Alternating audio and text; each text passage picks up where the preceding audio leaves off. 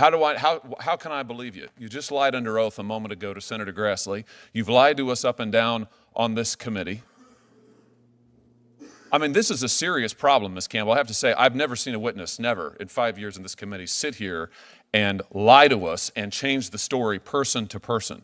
Why are you doing it? What is it? Why are you afraid to tell the truth about workers' dignity? Why have you lied to this committee? Why didn't you disclose it? Why did you lie to Senator Grassley? Why have you changed your story every time you're asked? What you've done is you've misrepresented your participation with this group. You apologize to Senator Cruz for any confusion. You've created the confusion. Deliberately. Let's talk about something else that you've created confusion for. The biggest political donation that you've ever made is to Odessa Kelly, this radical candidate who said that members of this committee are Satanists, who endorsed violence. Why did you give money to Odessa Kelly? Over $1,000. I mean, that's not nothing. Senator Josh Hawley unleashes what many are calling one of the most crushing interrogations ever witnessed inside the Senate Judiciary Committee, methodically dismantling judicial nominee Ms. Campbell, as he exposes what he describes as a concealed relationship with workers' dignity, an activist group she allegedly failed to reveal during vetting. And as the tension rises, viewers watch Campbell offer 4 conflicting responses to a single direct question. Acknowledge that her earlier statements to Senator Chuck Grassley were not truthful and appear to see her nomination unravel in real time. This full analysis walks through every critical second of Hawley's calculated questioning, from the initial controversy surrounding workers' dignity to scrutiny over Campbell's reported donation of more than $1,000 to Odessa Kelly, a controversial political candidate known for inflammatory remarks about senators, laying out a sequence of inconsistencies that critics argue cannot be ignored and raising serious doubts about her suitability for a lifetime appointment to the federal bench, a moment framed by supporters as accountability in motion, where relentless preparation collides head-on with alleged deception, leaving the outcome hanging in plain sight.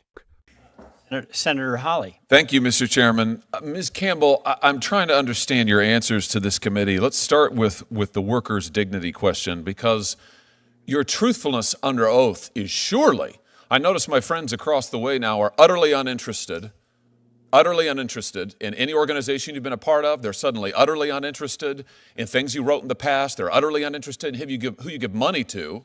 That wasn't the case just a few years ago, but be that as it may, surely they're interested in your truthfulness. I have now counted, just as I've sat here today, 4 separate answers by you, all of them conflicting as to what exactly was your relationship with workers' dignity.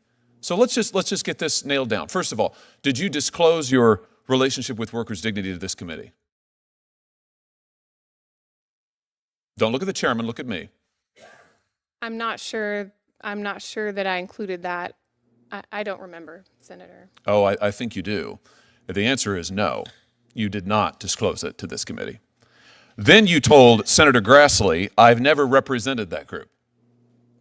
Then you told Senator Lee, next, that you had indeed advised them, and that you'd advise them as a member of a legal advisory board.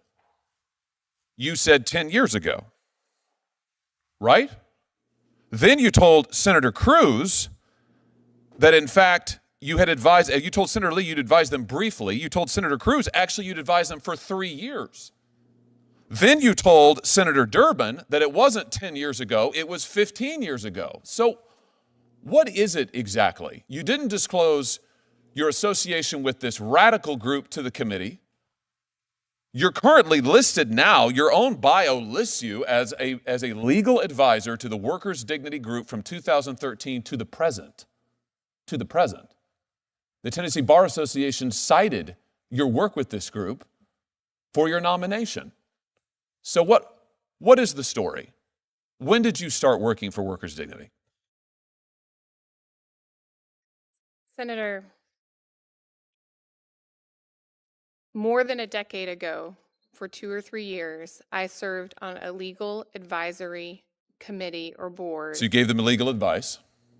We were helping them set up as a nonprofit. So you represented them. So you lied to Senator Grassley earlier when he explicitly asked you, did you do any legal work? And you said no. In fact, you served on a legal advisory board. That's your testimony now. correct? Senator, I served on this board. On a legal advisory board, correct? Correct. Okay.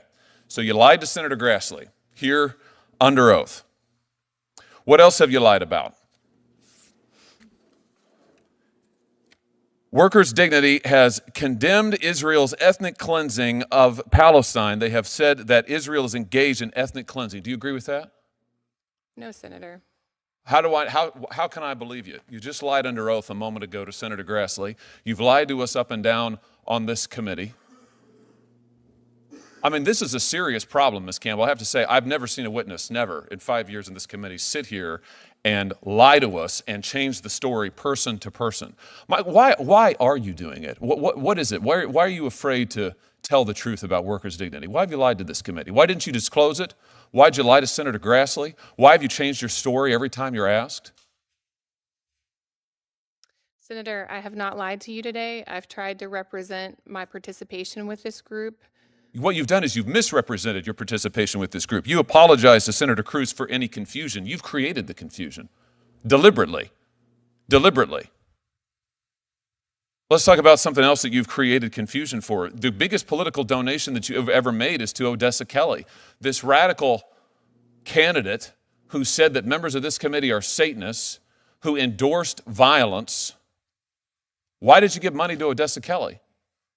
Over $1,000. I mean, that's not nothing.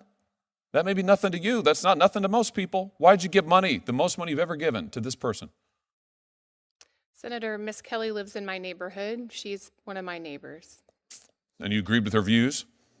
No, on those views that you've read, I don't agree with them. Oh, I haven't read any of them. I'm just asking you. Do you agree with her views? I mean, you gave her more money than anybody else. Your governor, your state senator, your attorney general, you gave her the most. The Hawley-Campbell confrontation has been described as a pivotal episode in contemporary Senate oversight, a vivid display of how disciplined and deliberate leadership operates under pressure, as Senator Josh Hawley moved beyond routine questioning and framed his exchange as a defense of the federal judiciary's credibility itself. At a time when many confirmation hearings dissolve into partisan spectacle with outcomes that feel prearranged, Hawley positioned his approach as a reminder that truthfulness and constitutional responsibility still carry weight, that the Senate's duty to advise and consent is not meant to be automatic approval, but careful examination.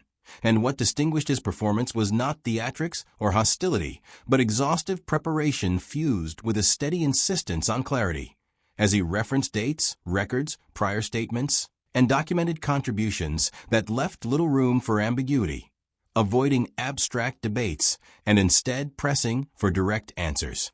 While highlighting inconsistencies when they surfaced, supporters argue that this level of scrutiny reflects the seriousness the public expects when evaluating candidates for lifetime seats on the federal bench. And Hawley further contended that a disparity existed in how nominees are assessed, noting that some colleagues showed minimal curiosity about Campbell's affiliations, published views, or political donations, a contrast, he suggested, to the intense review Republican nominees often face over decades-old episodes. And by demanding uniform transparency regardless of party, he cast his actions as a stand against selective standards while questioning Campbell's fitness for judicial service. Beyond the immediate nomination, the exchange signaled a broader warning to future candidates that their records will be examined line by line, that omissions and contradictions will be challenged, and that when the confirmation process functions rigorously, it serves as a constitutional checkpoint designed to guard the courts against undisclosed biases or undisclosed commitments presented as neutrality.